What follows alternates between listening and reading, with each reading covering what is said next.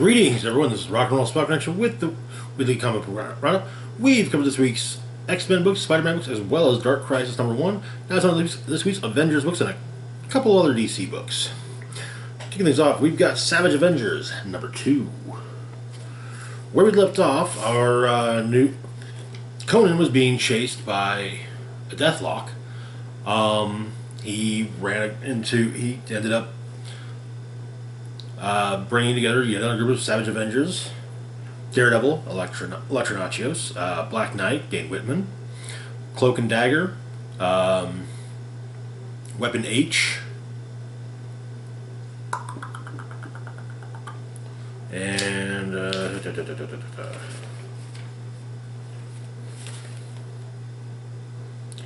Anti-Venom. That's right. I knew there was a symbiote involved. But the entire group ended up in the Hyborian Age. Conan was fine with this. That's where he's from. That's when he's from. But they also ended up split up. So we've got Anti-Venom, Dagger, and Conan fighting off, participating in the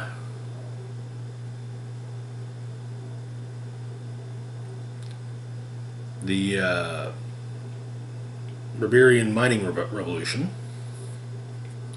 and getting captured. Dagger and Daredevil end up in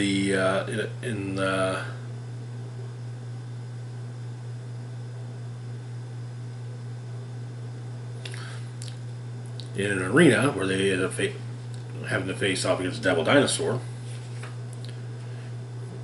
which they managed to do so. Deathlock made a new weapon thanks to the various bits of knowledge in his hard drive. And Black Knight and Weapon H ended up in a tavern where they started some shit got started, and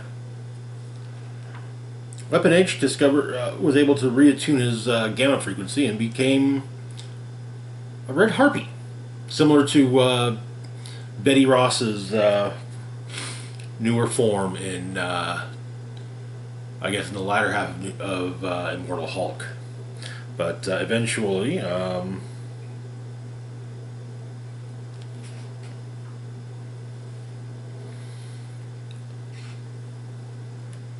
our Savage Avengers are attacked by Deathlock, and what luck, Cloak and Daredevil end up in the same in the same dungeon as Conan, Dagger, and Anti-Venom, so they're all able to take on Deathlock together as they receive reinforcements from Weapon H and Black Knight. They managed to escape. The tide, however, is truly turning against Deathlock, with Cloak releasing Devil Dinosaur, whom he absorbed into the dark force of his cloak.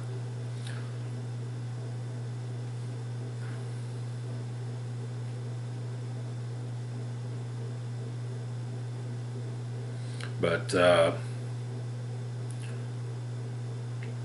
as our heroes escape, Electra reveals to Conan that she has something that resembles a plan. However, cultists of Set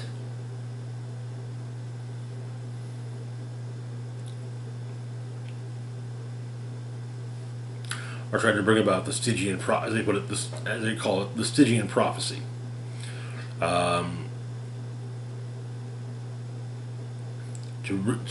For Set to be reborn, and so they bring back the most powerful necromancer since the Age of Kull, Thulsa Doom.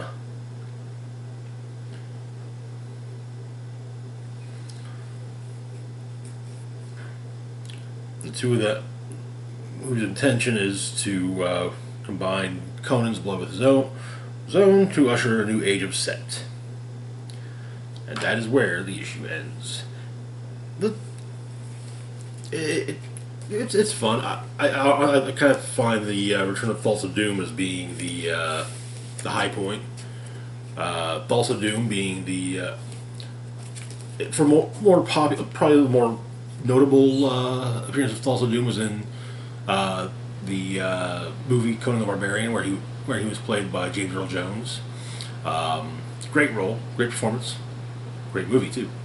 But anyway, moving on to our next book, we've got Thor number 26. Where we left off in Banner of War, Hulk had let off some kind of a major gamma blast, which caused Thor to Hulk out, as the two of them were fighting each other and Iron Man. Also, Hulk had taken control of Spaceship Hulk while basically tossing Banner into the engine room. So Thor Hulk attacks Iron Man's new Hulkbuster armor. Tony tries to stop him to no avail.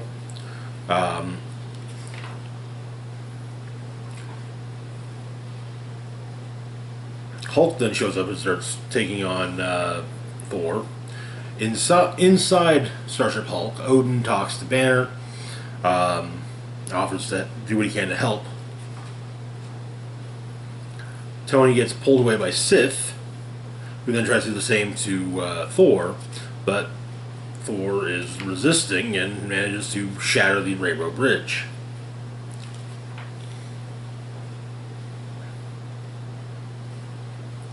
But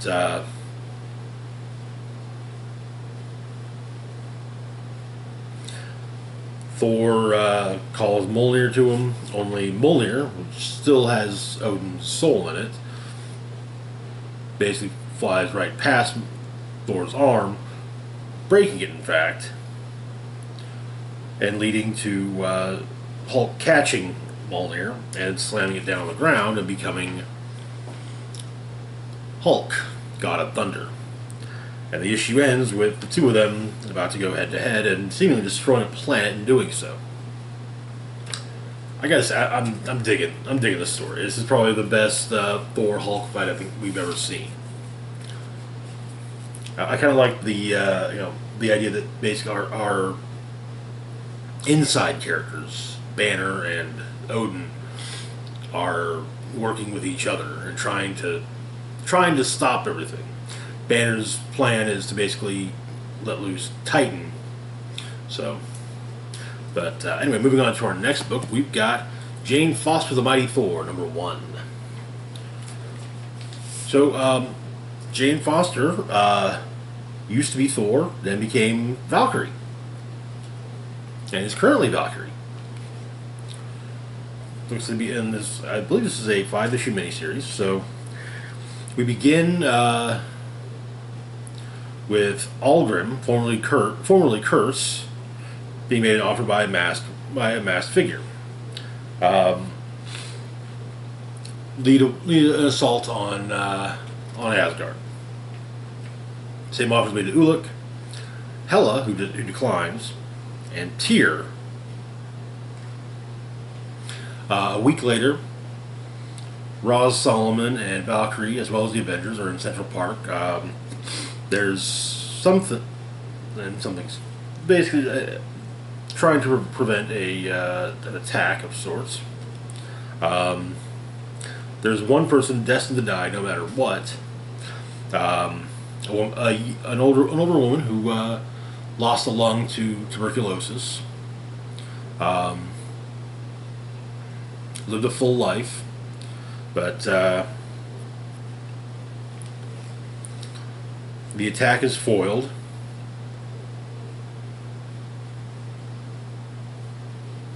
And the old woman's soul is living in the afterlife by Jane.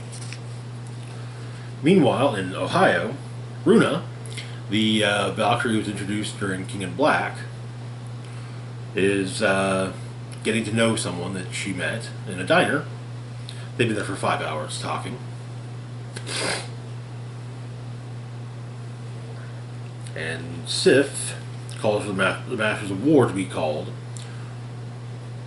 when Mjolnir comes through Jane's window, bloodied,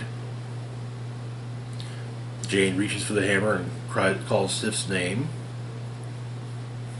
Because we want to know what's going on. Explaining that Thor is not dead. That much she knows.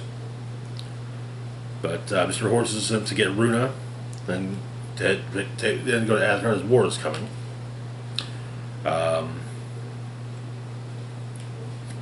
Mr. Horse shows up to pick up Runa. Algrim and his forces deploy gravitational drop bombs, basically weaponized black holes. Beta Ray Bill, Master of War, is told to directs those who can't fight to the lower levels, but Sif says not to send them there, as Ulik has escaped and his army is coming from below. And so Jane picks up Mjolnir and begins to hear Odin's voice. But she also declined, basically kind of puts aside the power of Thor for the moment, remaining Valkyrie, just wielding Mjolnir. And she thinks that she likely prefers the sound, the thought of being mad than hearing Odin every time she picks up Mjolnir. Elsewhere, the masked figure who recruited Algrim, Ulik, and Tyr visits the Enchantress, explaining that she beat Thor, that she has defeated Thor, and it felt nice, even good. But Enchantress knows that, and she kind of underscores things though. Apparently, our masked figure wishes to keep Thor, but Enchantress knows this, and she wants Thor for herself. And the issue ends with Thor facing apparently a giant snake, and in order to, I presume, draw it out, or as part of some sort of gambit, is hiding behind a large rock. Interesting start to the mini. My only complaint is that the story feels like it should be a much larger story than just a miniseries capitalizing off of Jane Foster being Thor in the next Thor movie. Otherwise, it was really good. It had I definitely appreciated Runa being brought in. I liked seeing her during King in Black, and I look forward to seeing more of her in books going forward. Moving on to our next book, though, we've got Flashpoint Beyond, number 2. Where we left off, Flashpoint Batman, Thomas Wayne, was investigating how it is as Earth is back. He attempted to turn Barry Allen on the Flash again, but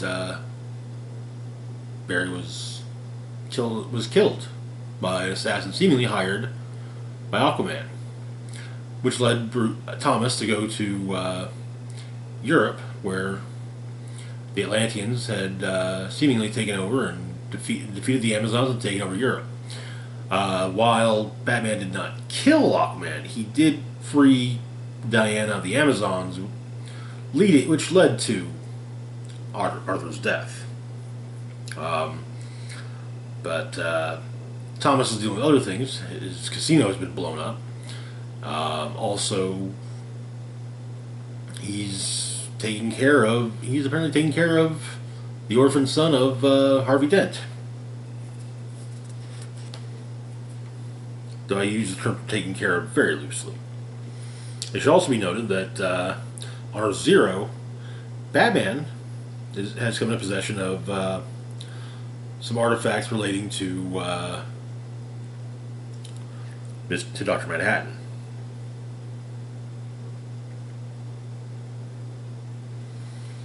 But there's a handful of other murders being looked at. Time travel murders. Nathaniel Adam, Matthew Ryder, Epoch, Barry Allen.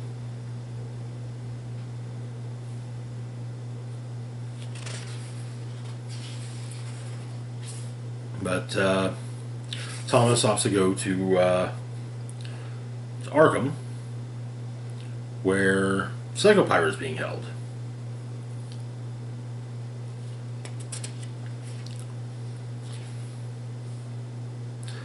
What he finds is that Psycho Pirate apparently hung himself in his cell. So he goes to talk to, after writing various bits of nonsense on his wall, that's because Bruce is Batman.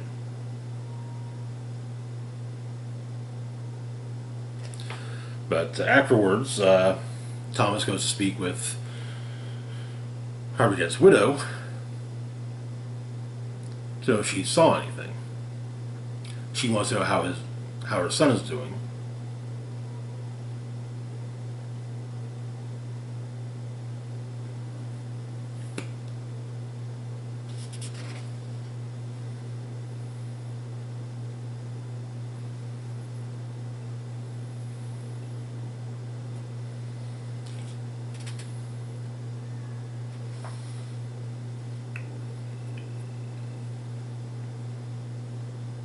And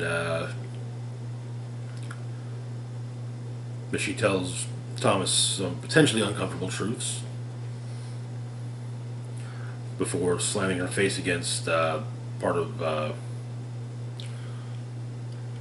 her cell door, smashing up the left side of it, much like Two-Face.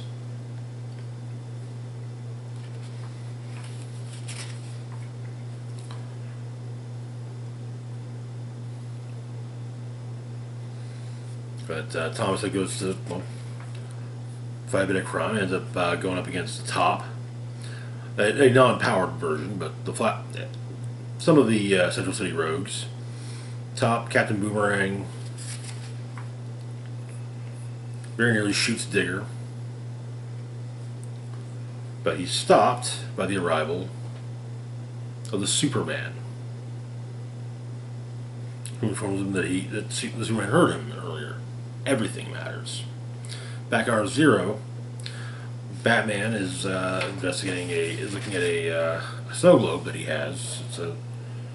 It's something held onto by the Time Masters.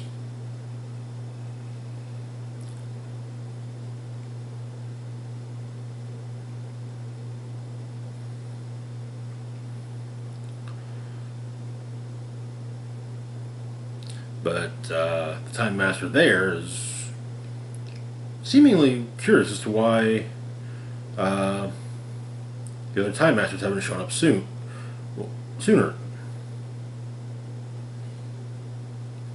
And if they don't, the owner of the snow globe is going to be drawn to it. And that is not a good thing.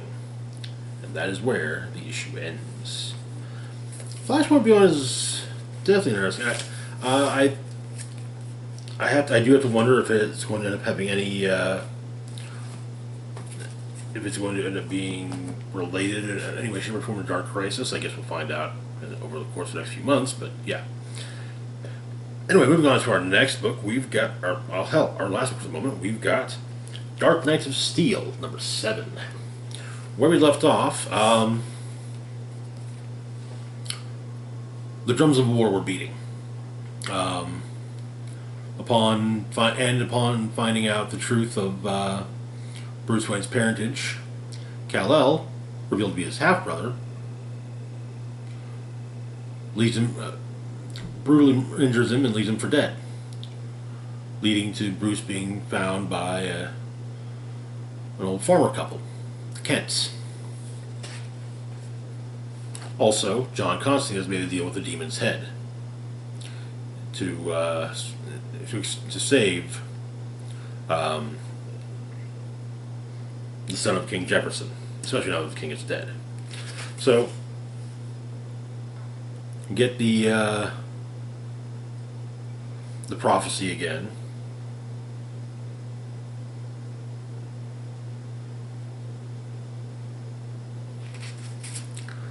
But Bruce awakes in the Kent farm, being tended to by Raven, Beast Boy, or Raven and Beast Boy. The Kingdom of Storms, the prince is returned to life. But Ra's al Ghul states that the prince can't go back to court. Too many people saw his body. He would be burned, and, well, Ra's knows from experience.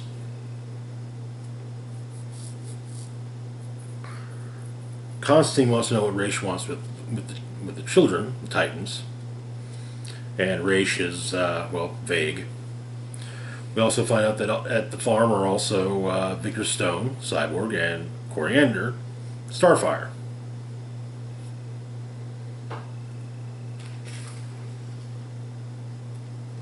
Then Dick shows up.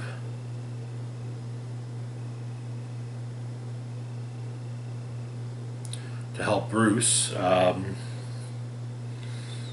Bruce wants to make sure the Kents aren't harmed, but Ra's and his daughter Talia show up wanting the Titans.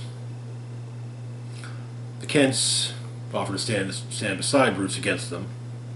And Ra's takes the form of Etrigan, calls for the demonic army.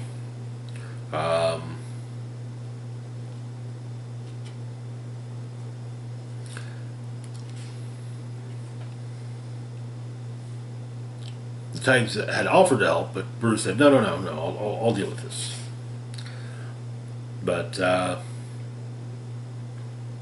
after Etrigan punches Bruce through a wall, well, he's a little more accepting of the Titans' offered help.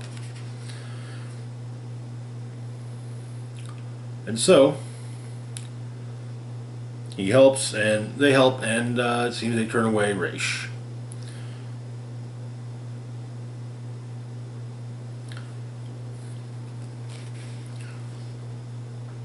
Though it does seem that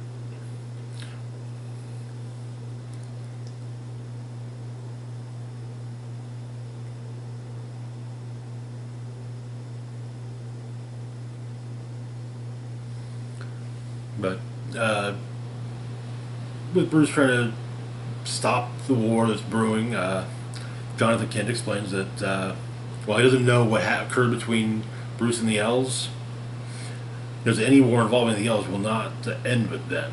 Innocents will die.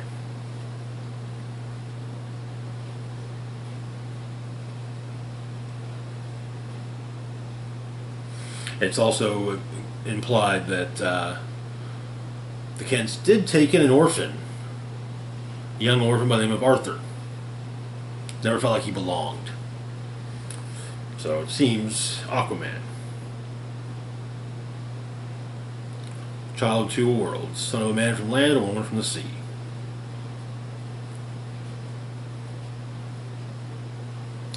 That is where the issue ends. I'm seriously loving Dark Knights of Steel.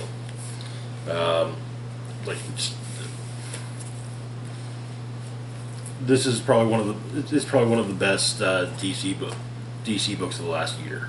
It's great. Yeah. Anyway, that is going to do it for now. As always, feel free to like, share, and subscribe. Links to my Facebook, Twitter, Patreon, and PayPal can be found in the description box down below. This is Rock and Roll Spock signing off, saying live long and rock hard.